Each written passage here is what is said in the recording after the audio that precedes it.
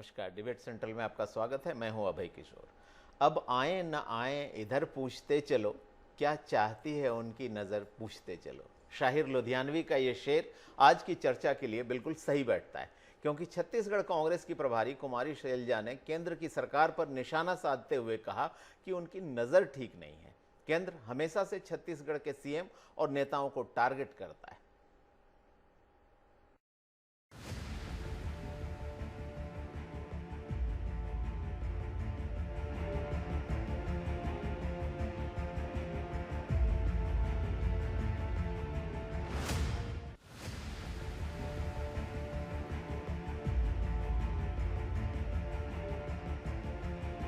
छत्तीसगढ़ में इस साल 2023 में विधानसभा चुनाव होने हैं और अगले साल यानी 2024 में देश में लोकसभा चुनाव होने हैं।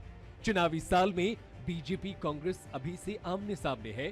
बीजेपी अभी से चुनाव की तैयारियों में लगी है और अपनी रणनीति के चलते अपना पूरा फोकस उसने 2024 के लोकसभा चुनाव पर केंद्रित कर दिया है। शायद इसलिए अभी से ही बीजेपी के बड़े नेताओं का दौरा छत्तीसगढ़ में शुरू हो गया है। बीजेपी नेताओं के निशाने पर सिर्फ और सिर्फ छत्तीसगढ़ के मुख्यमंत्री भूपेश बघेल हैं।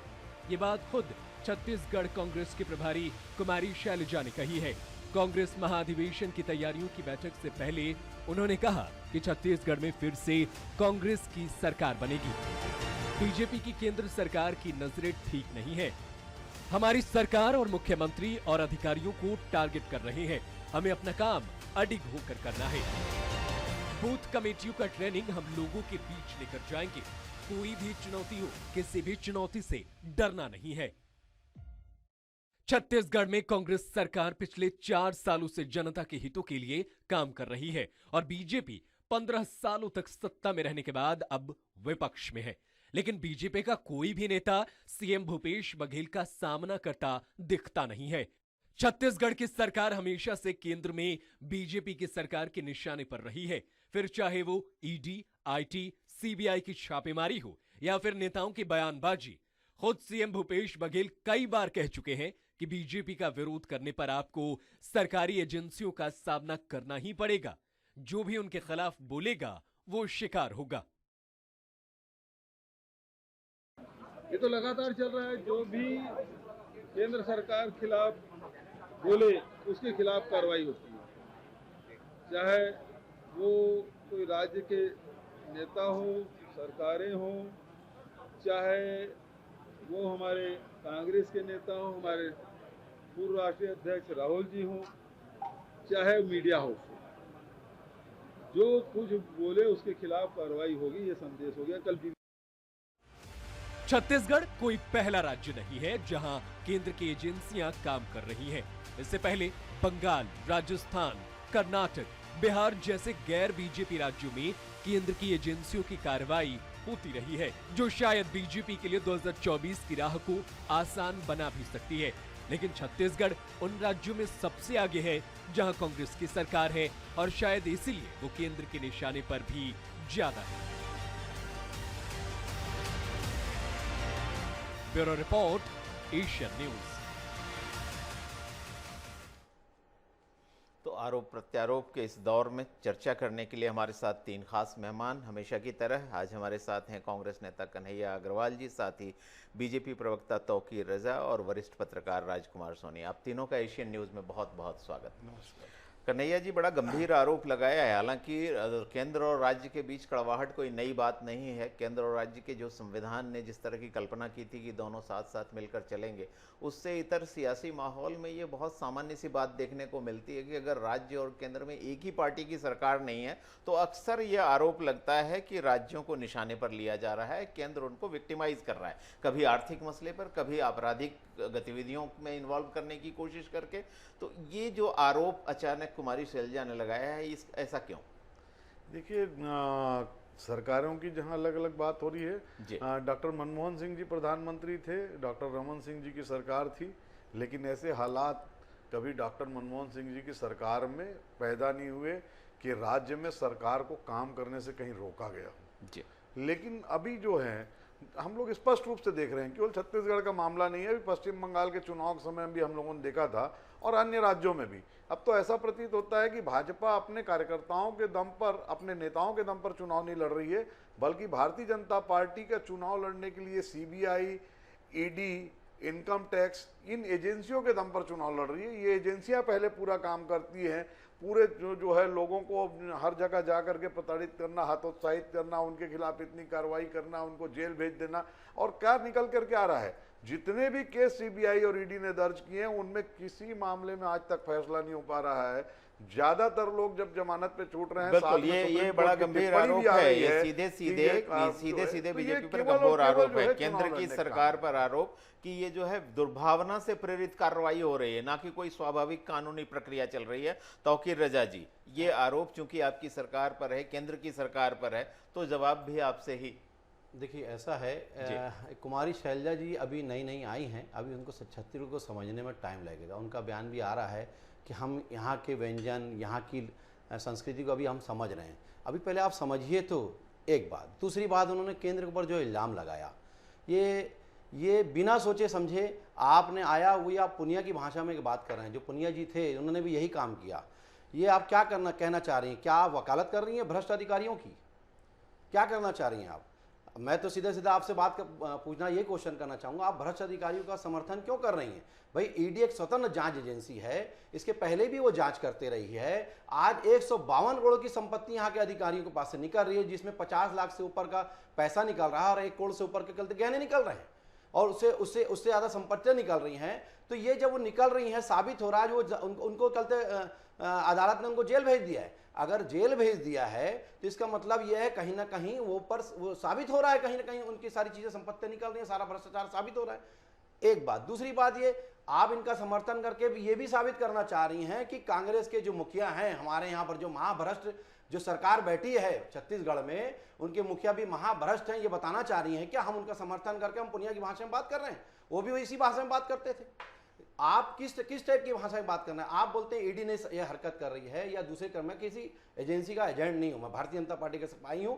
भारतीय जनता पार्टी ये चाहती है राष्ट्र में जो भी भ्रष्टाचार कोई भी हो, कोई भी कहीं का भी हो, चलिए आप भ्रष्टाचार के विरोधी, ये खुशी की बात है, लेकिन मामला यहाँ बिल्कुल मामला यहाँ तौकीर जी बड़ा गंभीर है कि क्या केंद्र जो है वो राज्यों को स्वतंत्र रूप से कार्य करने दे रहा है या नहीं दे रहा है। मेरे साथ चूंकि एक वरिष्ठ पत्रकार राजकुमार सोनी जी जुड़े, उनके भी एक बार मैं राय जरूर जानना चाहूंगा। सोनी जी, आज की ही मैं बात करूं तो केरल के जो मुख्यमंत्री हैं उनके एक्स प्रिंसिपल सेक्रेटरी के खिलाफ ईडी ने कार्रवाई की है। ये हम अक्सर देखते हैं कि जब किसी राज्य में चुनाव आने वाला होता है तो ऐसी कार्रवाइयां अचानक बढ़ जाती हैं। मैं ये आरोप नहीं लगा रहा कि कोई केंद्र से प्रेरित है, लेकिन अगर चूंकि आपका भी लंबा अनुभव रहा है, आप भी देखेंगे जब भी किसी राज्य में चुनाव होता है जो केंद्रीय एजेंसियां हैं उनकी सक्रियता अचानक बढ़ जाती है। तो ये भ्रष्टाचार को दूर करने की याद चुनावी साल में क्यों आती है? देखिए, मैं आपसे कहना चाहता हूं कि ये जो केंद्र की सरकार है, अव्वल तो एक छोटा सा निवेदन मेरा ये तौफीक साहब से है कि ये गलत पार्टी में चले गए, इनको अपनी पार्टी बदल लेनी चाहिए। दूसरा मैं कहना चाहता हूँ कि असहमति का कोई भी स्वर केंद्र की सरकार बर्दाश्त नहीं करती। अभी आप देखिए बीबीसी के ऊपर जो छापा पड़ा, तो उसने डॉक्यूमेंट्री फिल्म बना दी तो छापा पड़ गया। इसके पहले कोरोना काल में भास्कर ने खबरें छापी तो भास्कर के ऊपर छापा पड़ गया। असहमति इन्हें जरा भी बर्दाश्त नहीं है। कुछ सामाजिक कार्यकर्ताओं ने इनकी खबरें निकाली तो वो सामाजिक कार्यकर्ता जेल के भीतर हैं। उसी प्रकार से जहां पर भी इनकी अपनी नफरत पहले फैलाने वाली विचारधारा की पार्टी नहीं है, तो ये मान के चलिए कि वो इलाका जो है दुश्मन इलाका है, वो युद्ध क्षेत्र का इलाका। छत्तीसगढ़ में कांग्रेस पार्टी की सरकार है तो ये मानते हैं कि नफरत फैलाने वाले, ये दंगे भड़काने वाले जो लोग हैं, इनकी सरकार कैसे भी आ जाए। सोनी जी, भारतीय जनता पार्टी की मोदी जी की सरकार रही गुजरात में, रोकूंगा आपको, यहाँ रोकूंगा, गलत बात कर रहे हैं वाला है, मैं बिल्कुल रोकूंगा, आप गलत बात कर रहे हैं। इस पूरे मुद्दे से राजकुमार जी इस पूरी चर्चा से एक बड़ा गंभीर तौकीर जी, एक पूरी चर्चा से तौकीर जी ये सवाल आप ही से, इस पूरी चर्चा से एक बड़ा मुद्दा निकल कर आता है कि क्या लोकतंत्र में असहमति के लिए स्थान समाप्त समाप्त हो गया है। हम देखते हैं कोई अगर किसी पोस्ट को लाइक कर देती हैं दो लड़कियां तो उनके खिलाफ कार्रवाई हो जाती है, कोई एक कार्टून बना देता है तो उस पर कार्रवाई होती है।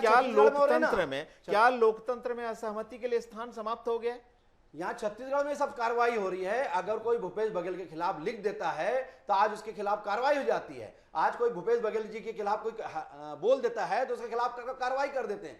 आज तो वो खुद जन चौपाल लगा रहे हैं, वहां पे जो जनता है वहां उनका खुद विरोध कर रही है तो उनको किनारे कर दिया जाता है। इनको किनारे कर दो तो बस तुम्हारी बात समाप्त हो गई। अरे पहले भाई जनता जो बोल रही है उसकी सुन तो लो। एक बात, दूसरी बात मैं बोलना चाहूंगा भ्रष्टाचार की। भ्रष्टाचार सोनी जी मेरे को बोलने दीजिए। भ्रष्टाचार की बात कर रहे हैं, इनके जो कांग्रेस के जो मुखिया है, सुधा भारद्वाज जेल में गई है, इनके जो जीजा जी हैं, पता नहीं होगा कि असहमति का मतलब क्या होता है। जमानत पे बाहर है, मैं कह रहा हूं नेशनल हेराल्ड केस में 50 लाख की कंपनी को 90 करोड़ का लोन दिखा दिया। तो दिमाग खराब हो जाएगा। आप बात करते हैं जेल में आज करते हैं जमाने में बाहर बोलिए कि अपनी पार्टी बदलना और इंसानियत सारे आज का भूपेश बघेल का तरीका है को गलती पार्टी में जाकर के अपने विवेक का खात्मा कर रहा है। बात कर रहे हैं सोनी जी, देश के लिए इंसानियत का काम तरीका है को गलती थर्ड क्लास पार्टी में जाके क्या मतलब है आपका? आप अपने विवेक का खात्मा क्यों कर रहे हैं? ये नफरत फैलाने वालों के साथ क्यों है? असहमति का कोई भी स्वर इस पार्टी को बर्दाश्त नहीं होता, इस संघी लोगों को बर्दाश्त नहीं होता। चलिए चूंकि ये चर्चा तौकीर जी, राजकुमार जी, आप दोनों से आग्रह है कि हम चर्चा पर लौटते हैं। निश्चित तौर पे बहुत सारी कड़वाहट, बहुत सारी तलखी, मसला ऐसा है जिसमें तलखी होना स्वाभाविक है, लेकिन हम आते हैं और मुद्दों पर चर्चा करते हैं। कन्हैया जी, ये वो लोग हैं। राजकुमार जी मैं आपके पास वापस आऊंगा। राजकुमार जी मैं आपके पास, राजकुमार सोनी जी वापस आऊंगा मैं आपके पास। राजकुमार जी वापस आऊंगा। नहीं राजकुमार जी लगातार बातों से कुछ नहीं निकलेगा। झूठा इल्जाम लगा के आप जैसे और कांग्रेस की पार्टी से मुसलमानों को डराने का काम करती है। बताइए मेरे को, सिर्फ डराने और धमकाने काम करती है। चलिए कन्हैया जी बहुत देर से कन्हैया जी को बोलने का अवसर नहीं मिला है। कन्हैया जी को बोलने अवसर देते हैं। आप दोनों के पास फिर आता हूं। कन्हैया जी, ये जो आरोप लग रहा है, इस तरह का जो आरोप लग रहा है, इसके पीछे जो गंभीर मसला है वो ये है कि क्यों इस तरह की घटनाएं हो रही हैं। जब आप कहते हैं कि केंद्र की नजर ठीक नहीं है तो क्या आपको लगता है कि ये जो इससे जो मौजूद सवाल निकल कर आता है कि जब कोई व्यक्ति लड़ाई हारने लगता है या उसे लगता है कि उसके पास आमने सामने की लड़ाई में, सियासी जंग में कोई ऐसा मुद्दा या चेहरा नहीं है जिसके बल पर लड़े, तो वो ऐसे हथकंडे अपनाता है। तो क्या आपको लगता है कि बीजेपी छत्तीसगढ़ में अपनी लड़ाई अपने दम पर नहीं लड़ पा रही है और मोदी जी जिसका बार बार विरोध करते हैं, मोदी जी बार बार जिसको राष्ट्रीय कार्यकारिणी तक में कह चुके हैं कि मोदी आएंगे और चुनाव जिता देंगे, ऐसी बात, ऐसी सोच मत रखिए, तो क्या आपको लगता है कि स्थिति वही है जिसके चलते केंद्र को इंटरफेयर करना पड़ता है, जायज या नाजायज तरीके से? मैंने तो पहले ही कहा चर्चा की शुरुआत करते समय ही कि जब आपको अपने कार्यकर्ताओं पे भरोसा नहीं रह जाए तो ये स्थितियां बनती कि आप एजेंसियों के दम पर चुनाव लड़ें। दूसरी बात यह है कि छत्तीसगढ़ में भूपेश बघेल जी की सरकार ने जो काम करके दिखाया है, उस काम के दम पर हम सरकार पुनः लाने की बात कर रहे हैं। हम किसी एजेंसी के दम पर सरकार लाने की बात नहीं कर रहे हैं। जिस सरकार ने जो किसानों के लिए काम किया है वो अविस्मरणीय काम है। उस काम का जो है आज तक कोई मुकाबला नहीं हो सकता। भारतीय जनता पार्टी की सरकार में किसान आत्महत्या के लिए मजबूर हो रहे थे और इस सरकार में किसान जो है अपने लबालब खेतों को देखकर और अपने पास जो उनके पास खेतों से उपज का जो पैसा आ रहा है उसको देख करके खेती के लिए और आगे आ रहे हैं और साथ में जो है उनकी आर्थिक स्थिति संपन्नता की हो रही है। स्वास्थ्य के क्षेत्र में हो, शिक्षा के क्षेत्र में हो, आत्मानंद स्कूल की बात करें, चाहे वो हम अपना शहरी स्लम स्वास्थ्य योजना की बात करें, ग्रामीण हाट बाजार स्वास्थ्य योजना की बात करें, सब घर घर तक चिकित्सा पहुंच गई है। तौकीर जी शिक्षा का भ्रष्टाचार ये है कि ना इन सबके बाद शिक्षा जो अभी तौकीर जी, मैं 1 मिनट अपनी बात पूरी कर लूं। अभी आप आरोप लगा रहे थे कि 6 साल से ये 6 साल हो गया हरियाणा में आपकी सरकार है, 8 साल में हरियाणा की सरकार आज तक फ्री में एडमिशन दिला रहे हैं, लेकिन भ्रष्टाचार 30 रुपए के नाम से करोड़ों रुपए का घोटाला साबित हो रहा है यहाँ पर। और आरोप को लेकर आज मुख्यमंत्री बोल रहे हैं, इसके साबित कर रहे हैं। आप चुनाव के मैदान में हैं, आपके लिए ताकत नहीं है कि आपका कार्यकर्ता भूपेश बघेल जो है तो क्या कार्य कर रहे हैं, ईडी का सहारा क्या कार्य कर रहे हैं? बताइए कि मेरे को चुनाव घोषणा कर रहे हैं, जनता ने दिखाया है 15 सीट पर आप भ्रष्टाचार, आप 14 सीट काम बताइए जो जमीनी स्तर पर करके दिखाया हो। आज तक भारतीय जनता पार्टी को एक काम आज तक जमीनी स्तर पर करके दिखाया। माननीय मोदी जी की जब से सरकार आई है ग्राउंड लेवल तक को आखिरी बोलना व्यक्ति पड़ रहा तक अब योजनाओं ये का केवल लाभ पहुंच चिल्लाना, रहा है। आप केवल बताइए, चिल्लाना 16 और लाख झूठ बोलना, 16 लाख ईडी मकानों का जो इस्तेमाल, पैसा CBI आया, का इस्तेमाल, उसको पैसा इनकम आया, टैक्स उसको का पैसा इस्तेमाल। जमा क्यों नहीं किया आप गया? करिए तो सही क्यों कोई नहीं- काम। क्यों नहीं दे रहे हैं गरीबों को यदि मकान? कांग्रेस की प्रधानमंत्री आवास सरकार योजना ने का काम पैसा नहीं क्यों किया जमा जा था, रहा है? क्यों मैं- गरीबों को मकान का पैसा जमा नहीं किया जा रहा? बताइए। मैं एक बात पूरी जिम्मेदारी से बोलता हूँ, यदि कांग्रेस की सरकार ने काम नहीं किया तो 4.5 साल में भारतीय जनता पार्टी कोई आंदोलन खड़ा क्यों नहीं कर पाई? स्पष्ट है कि भारतीय जनता पार्टी पर मुद्दा नहीं माफिया फैल रहे हैं, आज भी मुद्दा नहीं। आज ये माफियाओं की, लोगों ने भ्रष्टाचारियों की जमीन के वोट पर ये रजिस्ट्री आज पे रोक लगा गढ़ दी। बना बैठा है इनके लोग मुखिया घर को बना बनाने के के चलिए लिए। चलिए क्या बिल्कुल बात करेंगे आप? तौकीर साहब, कन्हैया साहब, आपको एक और मुद्दे पर आते हैं। जब अमित शाह आए, कोरबा आए, उन्होंने साफ साफ कहा कि अगर आप 2024 में देश में प्रधानमंत्री नरेंद्र मोदी को वापस चाहते हैं, प्रदेश के प्रधानमंत्री के रूप में नरेंद्र मोदी को देखना चाहते हैं, तो 2023 में राज्य में बीजेपी की सरकार बनाए। अब मैं एक सच्चाई बयां करता हूं। पीएम मोदी 2018 में अलग अलग जगहों पर चुनावी सभा करते हैं, आपके स्टार प्रचारक करते हैं। कहां कितनी सभाएं होती हैं, छोटा सा आंकड़ा देखिए, छोटी सी बानगी। छत्तीसगढ़ में पीएम मोदी की 4 जनसभाएं, अमित शाह की 9 और योगी आदित्यनाथ की 21 सभाएं। मध्य प्रदेश में योगी आदित्यनाथ की 15, अमित शाह की 25, प्रधानमंत्री मोदी की 10। राजस्थान में योगी जी की 17, अमित शाह की पता नहीं, लेकिन पीएम मोदी की 10। अब इन तमाम सभाओं के बावजूद वहां चुनाव में जीत दर्ज नहीं होती। तो क्या जब आप कहते हैं कि मोदी जी के नाम पर 2023 का विधानसभा चुनाव हमें जिता दो, तो कहीं मल्लिकार्जुन खड़गे की बात सच नहीं लगती है आपको कि कॉरपोरेशन इलेक्शन में भी मोदी का चेहरा देखता हूं, एमएलए इलेक्शन में भी मोदी का चेहरा देखता हूं, एमपी इलेक्शन में भी मोदी का चेहरा देखता हूं? कितने चेहरे हैं भाई?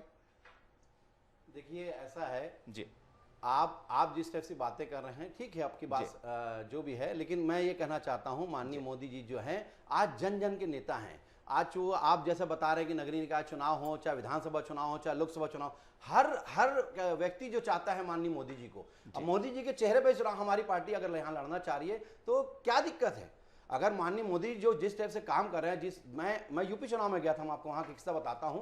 मैं वहां पर मुस्लिम मतदाताओं से, महिलाओं से, हमारी बहनों से मिला। मैंने पूछा कि आपको क्या लगता है, आप किसको वोट देंगे? मुस्लिम महिला बहनें जो है हमारी बोलती है भाई हम बाकायदा मोदी जी को देंगे, हम योगी जी को देंगे, क्योंकि हमारा तो खपरेल का छोटा सा झोपड़पट्टी का घर था, हम टेंट का घर में रहते थे, हमको उन्होंने पक्का मकान दे दिया। आज हमारे को क्यों हम नहीं देंगे? आज उज्ज्वला योजना के अंतर्गत उनको जो गैस कनेक्शन दिया, फ्री में बांटा है। आज उनके घर घर में उज्ज्वला योजना के तहत उनके पास बाकायदा गैस पहुंच चुकी है। अब रोड की नाली की बात करें या जल की बात करें, जल योजना के तहत मोदी जी का जो सपना है गरीबों को, हर गरीबों को घर घर पहुंचाकर जल योजना के अंतर्गत उनको पानी सुविधा दी जाए।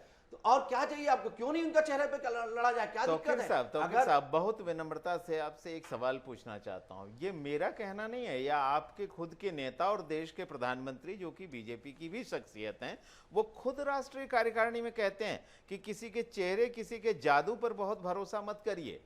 ये सोचिए ही मत कि मोदी आएंगे और चुनाव जिता देंगे। जब वो खुद मना कर रहे हैं तो आप अपनी पार्टी के नेता की बात क्यों नहीं मान रहे? एक चीज बता देना प्रखर जी, जब कोई व्यक्ति विधानसभा लेवल में अगर चुनाव लड़ता है, विधानसभा का जो चेहरा होता है वो व्यक्ति होता है और उसकी पार्टी होती है। रही बात, आप बात कर रहे हैं, आप सीधे सीधे घुमा के मत बोलिए, सीधे सीधे बोलिए कि मुखिया का चुनाव की बात कर रहे हैं, जो प्रदेश की मुखिया के चुनाव की बात है। तो हमारे यहाँ मुखिया का जो चुनाव होता है, हमारे यहाँ बाकायदा संसदीय समिति बैठती है और उसके बल पे डिसीजन होके उसका मुखिया बनता है। तो चेहरा जो होता है वो मोदी जी का चेहरा हम जरूर बोल रहे हैं, लेकिन साथ साथ पार्टी डिक्लेयर करती है वो व्यक्ति, और उस हमारा कमल निशान जो है वो चुनाव लड़ता है और वो जीत के आता है बाकायदा। और ये बता देना 2023 की जो अभी चुनाव होंगे, मैं आपको चैलेंज के साथ बोल रहा हूं, हमारी बहुत ही बहुमत 70 से ऊपर की सीट हम जीत के आ रहे हैं। अभी इनकी बात करें, अभी कांग्रेस का खुद का आप जांच करवा लीजिए, अभी खुद उन्होंने जांच करवाई है, 35 सीट हार रहे हैं। इनका आंकड़ा कह रहा है 35 सीट हार रहे हैं। अब अंदाज लगा लीजिए क्या स्थिति बनी बैठी है। इनके पास तो पैसा देने के लिए नहीं है। आज अगर कोई ठेकेदार से बात करे पीडब्ल्यू डिपार्टमेंट में, तो वो बोलता है नहीं भैया मैं काम नहीं करूंगा, पैसा ही नहीं है सरकार के पास, मैं कहां से काम करूंगा। और ये बात करते हैं ये योजना धरातल पर पहुंचा रहे हैं, सारी योजना का पैसा केंद्र दे रही है, उसको तो पैसा जमा नहीं कर पा रहे हैं आप, तो आप योजना का फायदा इंप्लीमेंट कहां से पहुंचाएंगे बताइए गरीब जनता को? बिल्कुल। कन्हैया जी, एक आखिरी सवाल, क्योंकि चर्चा में समय समाप्त हो, इसके पहले एक आखिरी सवाल। अगर ईडी कार्रवाई करती है, अगर सीबीआई कार्रवाई करती है, अगर कोई भी इन्वेस्टिगेटिंग एजेंसी कार्रवाई करती है, तो तकलीफ क्या है? कोई तकलीफ नहीं है किसी भी कार्रवाई से। उन कार्रवाइयों का नतीजा पूरे देश ने देखा है और यहाँ अफसर लोग जो है खुद जाकर के और कुछ लोगों ने अलग अलग तरीके से कोर्ट में जाकर के आवेदन दिया है कि ईडी जबरदस्त। आप शांत रह के थोड़ा सुन ले, काफी देर से आपकी मैं सुन रहा था। यदि जाकर के लोग कोर्ट में जाकर के आवेदन दे के कह रहे हैं कि ईडी के लोग बुला करके उनको धमका करके ये कह रहे हैं कि भूपेश बघेल के खिलाफ बयान दीजिए, तो ये स्पष्ट रूप से इनकी मंशा को दर्शाता है कि कैसी तीखी नजर लगा करके साबित ईडी करिए और इनकम कि टैक्स उन्होंने बोला कि धमकी देके। ये तो उन्होंने आवेदन दिया कोर्ट में आवेदन दिया है, क्या होता है एसपी को आवेदन दिया, कलेक्टर को अरे आवेदन भाई दिया। आपके पास से कोयला दलाली का पूरा पैसा निकल रहा है, वो बोल रहा है कि मेरे को धमका के बोल रहे हैं। उसके बाद में अरे धमकाएगा क्या? आप तो बाकायदा जो व्यक्ति बोल रहा है कोयला दलाली का इतना बड़ा जो सूर्यकांत तिवारी या उनके लोग जो पकड़ाए हैं आज पूरे देश में ईडी की कार्रवाई और सीबीआई की कार्रवाई का रिजल्ट निकाल करके देख लीजिए। अगर उन रिजल्ट आज ये मुखिया के खास बनी बैठी थी, आज वो अंदर बैठी है, वो अंदर है, ये सारा पैसा कहाँ गया? कैसे पकड़ा रहा है? बाकी बचा पैसा गया केवल और केवल बोल रहे हैं कि आपको धमकी दे रहे हैं, बस इनको चिल्लाना है, चीखना है।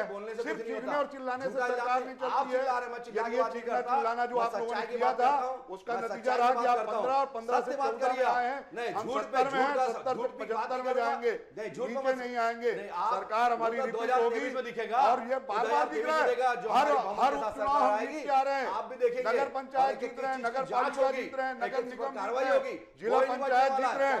कहीं भारतीय जनता पार्टी को लोगों ने स्वीकार नहीं किया है और आगे भी भारतीय जनता पार्टी को स्वीकार करने के लिए तैयार नहीं। चलिए, लोकतंत्र में आस्था सबको बनाए रखनी चाहिए। लोकतांत्रिक मूल्यों की रक्षा हर पार्टी करना चाहती है, देश का हर नागरिक करना चाहता है। बिल्कुल सवाल उठेंगे, चुभते सवाल भी उठेंगे, उन पर चर्चा भी होगी, लेकिन बहरहाल इसके बीच एक सच्चाई ये भी है कि अंतिम निर्णय हमेशा जो है जो मतदाता है उसके हाथों में होता है। इसलिए हम धैर्य रखते हैं, देखते हैं मतदाता जो है किन चीज़ों से प्रभावित होता है, आरोप प्रत्यारोप से, काम से, मुद्दों से, अपनी ज़रूरतों से, देश के भविष्य से। बहरहाल आप तीनों इस चर्चा में शामिल हुए, इसके लिए आपका बहुत बहुत धन्यवाद।